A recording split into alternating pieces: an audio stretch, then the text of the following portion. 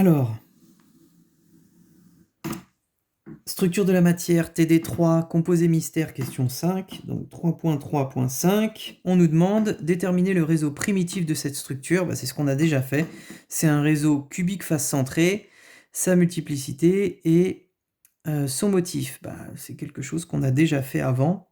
C'est-à-dire on a un réseau cubique face centrée avec donc les atomes qui sont les vecteurs.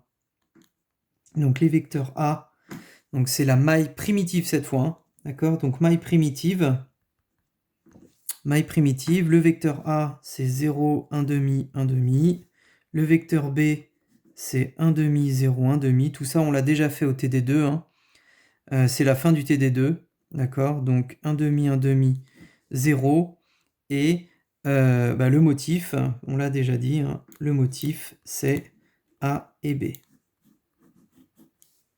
C'est-à-dire A en 0, 0, 0 et B en 1 quart, 1 quart, 1 quart.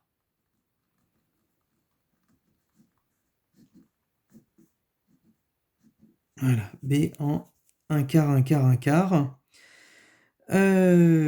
Donc ça, c'est une maille primitive, donc ça veut dire que sa multiplicité c'est 1.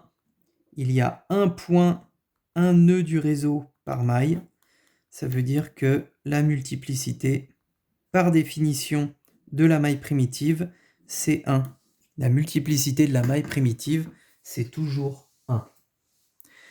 Alors après, on va faire la question 6 en même temps, parce que ça c'est pareil, on y a déjà répondu.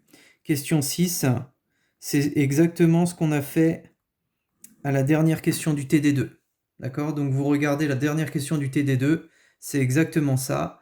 C'est déterminer les vecteurs A, B et C du réseau réciproque de la base primitive. C'est exactement la même chose.